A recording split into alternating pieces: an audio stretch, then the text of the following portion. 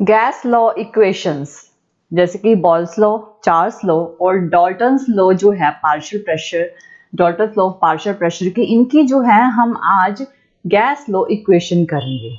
ठीक है, तो चलिए स्टार्ट करते हैं। सबसे पहले बॉल्स लॉ की देखते हैं। जैसे कि ऑलरेडी हम बॉल्स लॉ कर चुके हैं, तो इसके अकॉर्डिंग, बॉल्स लॉ के अकॉर्डिंग जो काइनेटिक थ्योरी है गैस की, उस थ्योरी में हमने टेम्परेचर को कांस्टेंट रखना है। तो जो एवरेज काइनेटिक एनर्जी होगी और जो एवरेज स्पीड होगी मॉलिक्यूल की, वो कांस्टेंट रहेगी। किस पे? कांस्टेंट टेम्परेचर पे। अगर टेम्परेचर कांस्टेंट है तो मॉलिक्यूल अपनी ही स्पीड से वेरी करेंगे। जितना भी पर्टिकुलर है जगह है, उस जगह में स्पेस है, वॉल्यूम है, उसमें वो वेरी करेंगे एक पर्टिकुलर टेम्परेचर में, पर्टिकुलर मोशन में।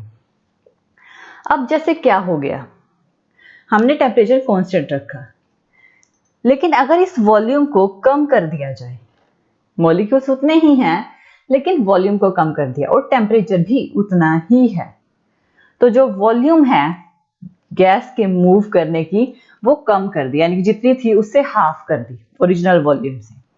तो जो नंबर ऑफ मॉलिक्यूल्स हैं वो क्या रहेंगे? उतने ही रहेंगे, यानी जितने इसमें थे उतने ही मॉलिक्यूल इसमें भी रहेंगे। और उनकी स्पीड जो है, जो हमारी उसकी जो मॉलिक्यूल्स की स्पीड होगी, उनकी सेम एवरेज स्पीड रहेगी। लेकिन पहले तो उसकी सेम थी, अब क्या हुआ? अब ये स्पीड हाफ हो गई उसकी। उनको स्पेस जो है, उनका जो स्पेस है, ओरिजिनल स्पेस जो उन्हें मिल रहा था, वो कम मिल रहा है। स्पीड वही है लेकिन स्पेस कम मिल रहा है, वो कम स्पेस में मूव कर रहे हैं। तो जैसे कि एक बार और देख लीजिए, एक वॉल्यूम में सेम कांस्टेंट टेम्परेचर पे गैस के कुछ मॉलिक्यूल्स हैं, इतने ही रहेंगे कांस्टेंट टेम्परेचर पे। तो इस टाइम पे मॉलिक्यूल्स वैरी कर रहे हैं अपनी एक पर्टिकुलर स्पीड में। लेकिन इस वॉल्यूम को अगर हाफ कर दिया जाए, वेट बढ़ा दिया हमने और वॉल्यूम हाफ कर दी, तो स्पीड उतनी ही रहेगी लेकिन उनको मूवमेंट के लिए कम जगह मिलेगी। ये रिप्रेजेंट करता है बॉल्स लॉ। अब इसमें क्या हुआ, अगर काइनेटिक गैस इक्वेशन देखें, अब लास्ट टाइम भी हमने ये किया था काइनेटिक गैस इक्वेशन में, हम बॉयल्स लॉ की ही डेरिवेशन इक्वेशन कर रहे हैं कि PV is equal to 1/3 mnu square है। ये हमने किया था last time, kinetic gas equation में किया था, जिसमें P प्रेशर है गैस का, V वॉल्यूम है, N total number of molecules जो प्रेजेंट है, और U जो रूट मीन स्क्वायर है, और M जो मास है हर एक मॉलिक्यूल का, गैस के हर एक मॉलिक्यूल का, वो रिप्रेजेंट कर रहा है। इस इक्वेशन को हम ऐसे लिख सकते हैं, 2/3 1/2, यानी 2 से 2 कैंसिल हो जाएगा तो 1/3 ही रह जाएगा। और mn को हमने कैपिटल M पुट किया है। क्यों पुट किया है? क्योंकि 1 मोल के लिए m इंटू n जो मास होगा 1 मोल का, वो कैपिटल M होगा। 1 मोल की ये बात कर रहे हैं, जो मास है उसे ग्राम्स में लेंगे, तो mn की जगह हमने कैपिटल M को हमने यहाँ पे पुट कर दिया। अब यहाँ पे क्या है? हाफ mnu स्क्वायर, ये काइनेटिक एनर्जी होती है गैस की। क्या है ये? Half kinetic energy of gas. तो mn, ये 1/2 mnu की जगह हम ke यानी काइनेटिक एनर्जी पुट कर सकते हैं। तो PV इज इक्वल टू 2/3, इसकी जगह ke काइनेटिक एनर्जी हमने पुट कर दिया। तो हमारे पास ये इक्वेशन आई। तो अगर हम पोस्टुलेट देखें काइनेटिक थ्योरी ऑफ गैस के, तो जो काइनेटिक एनर्जी होती है वो प्रोपोर्शनल होती है एब्सोल्यूट टेम्परेचर के, यानी कि kinetic energy is equal to K constant और T टेम्परेचर के इक्वल होगी। के कांस्टेंट होता है, कांस्टेंट प्रोपोर्शनैलिटी होती है। अब काइनेटिक एनर्जी KT है, तो काइनेटिक एनर्जी की जगह हम K स्मॉल k और T पुट कर सकते हैं। तो PV इज इक्वल टू 2/3 के T आ गया है यहाँ पे। तो ये क्या है? 2/3 क्या है? कांस्टेंट क्वांटिटी है। 2/3 क्या होती है? एक कांस्टेंट क्वांटिटी होती है। और K क्या है, K भी हमारे पास कांस्टेंट है, और टेम्परेचर को बोयस लॉ में हम कांस्टेंट ही रखते हैं, यानी कि 2/3 kT क्या हो गया, सारा का सारा कांस्टेंट हो गया। तो PV किसके इज इक्वल टू आ गया, PV इज इक्वल टू आ गया कांस्टेंट की। अगर टेम्परेचर कांस्टेंट है तो ये बोल्स लॉ रिप्रेजेंट करता है। ठीक है, PV कांस्टेंट के इक्वल आ, क्यों, 2/3 कांस्टेंट क्वांटिटी है, K तो कांस्टेंट है ही है और टेम्परेचर को हमने कांस्टेंट रखा हुआ है। नेक्स्ट हम बात करते हैं चार्ल्स लॉ की। चार्ल्स लॉ क्या कहता है, जो काइनेटिक थ्योरी होती है, जो एवरेज काइनेटिक एनर्जी होती है और जो एवरेज स्पीड होती है गैस मॉलिक्यूल की, गैस मॉलिक्यूल की जो स्पीड होगी वो प्रोपोर्शनल होगी एब्सोल्यूट टेम्परेचर की।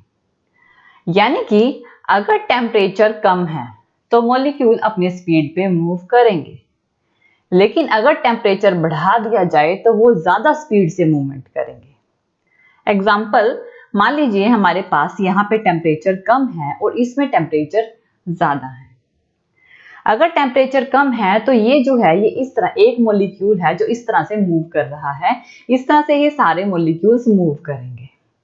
लेकिन दूसरी कंडीशन में अगर टेम्परेचर बढ़ा दिया जाए तो इसी कंडीशन में ये वाला मॉलिक्यूल कैसे मूव करेगा, ये इसकी स्पीड बढ़ जाएगी, ये उससे ज्यादा फास्ट मूव करना स्टार्ट कर देगा।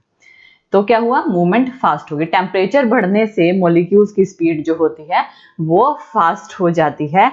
ये चार्ल्स लॉ रिप्रेजेंट करता है अगर हम इंक्रीज करते हैं टेम्परेचर को। सिंपल, ये इसकी हमने सिर्फ इतनी ही थ्योरी करनी है, इसमें इसकी डेरिवेशन देखेंगे क्योंकि चार्ल्स लॉ हम पहले भी कर चुके हैं। अब देखिए इसमें क्या है, हमने क्या किया है कि वॉल्यूम उतनी की उतनी ही है, ठीक है, टेम्परेचर को इंक्रीज कर दिया, ठीक है, टेम्परेचर को क्या किया, इंक्रीज कर दिया, जिससे कि वो फास्ट मूव करने लग गए।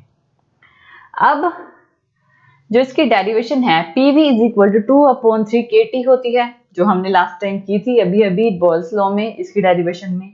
इसको हम ऐसे लिख सकते हैं V/T 2/3 K, P K के नीचे आ जाएगा, K/P। तो चार्ल्स लॉ के अकॉर्डिंग, ठीक है, 2/3 कांस्टेंट है, जो कि हमने लास्ट टाइम बोल्स लॉ में भी किया था। 2/3 क्या है, कांस्टेंट है, और K तो कांस्टेंट है ही है, लेकिन प्रेशर को हमने इसमें कांस्टेंट रखा है। इसमें क्या करते हैं, चार्ल्स लॉ में प्रेशर को हमने कांस्टेंट रखा है, प्रेशर को नहीं बढ़ाया घटाया, प्रेशर को हम कांस्टेंट रखते हैं। तो अगर ये कांस्टेंट है, ये भी कांस्टेंट है, प्रेशर भी कांस्टेंट है, तो V/T किसके इज इक्वल टू आ जाएगा, कांस्टेंट के इक्वल। तो ये है चार्ल्स लॉ। नेक्स्ट हम चलते हैं Dalton's law of partial pressure के ऊपर। Dalton's law of partial pressure क्या कहता है, इस लॉ के अकॉर्डिंग जो काइनेटिक थ्योरी है गैस की, जो अट्रैक्टिव फोर्स होती है मॉलिक्यूल्स के बीच में, वो सेम भी हो सकती है और डिफरेंट भी हो सकती है, गैसेस के ऊपर डिपेंड करता है। वीक भी हो सकती है और स्ट्रॉन्ग भी हो सकती है, कंडीशंस पे डिपेंड करता है कि टेम्परेचर की कैसी कंडीशन है और प्रेशर की कैसी कंडीशन है। तो डाल्टन्स लॉ के अकॉर्डिंग, जैसे कि मान लीजिए हमारे पास दो गैसें हैं, टू गैसेस हैं, PV is equal to 1/3 MnU², ये तो हम जानते ही हैं। हमारे पास टू गैसेस हैं, हमारे पास जो फर्स्ट गैस है, इसको हमने V को हमने MnU के नीचे ले आए, ठीक है। अब फर्स्ट गैस के लिए, फर्स्ट गैस एक वेसल में है जिसमें वॉल्यूम V है। अब फर्स्ट गैस के लिए P1 pressure 1 is equal to 1/3 M1N1 U1² upon V, यही रहेगा वॉल्यूम तो हमारी कांस्टेंट है। ऐसे ही गैस 2 के लिए pressure 2 1/3 M2N2 U2² upon V। अब दोनों गैसेस के लिए हमने ये किया है, लेकिन अगर अब इन दोनों गैसेस को एक ही वेसल में डाल दिया जाए, एनक्लोज कर दिया जाए, और ये दोनों गैसेस आपस में रिएक्ट नहीं करनी चाहिए, तो टोटल प्रेशर क्या होगा, दोनों गैसेस को एक वेसल में डाल दिया और दोनों एक दूसरे से रिएक्ट नहीं करेंगी, तो प्रेशर होगा 1/3 m1 n1 u1 square upon v plus 1/3 m2 n2 u2 square upon v, यानी दोनों का सम p1 प्लस p2 का सम। ऐसे हैं हम जितनी भी गैसेस लेते हैं उनका सम कर लेते हैं। 2 है, 3 गैसेस होंगी तो p1 plus p2 plus p3 हो जाएगा, 4 होंगी तो p4 भी ऐड हो जाएगा। तो ये क्या है, ये रिप्रेजेंट करता है Dalton's law of partial pressure को। Thank you. Thank you for watching this video. और ज़्यादा अपडेटिंग वीडियोस के लिए आप हमारे चैनल लर्न एंड ग्रो पर हमें सब्सक्राइब कर सकते हैं। Thank you.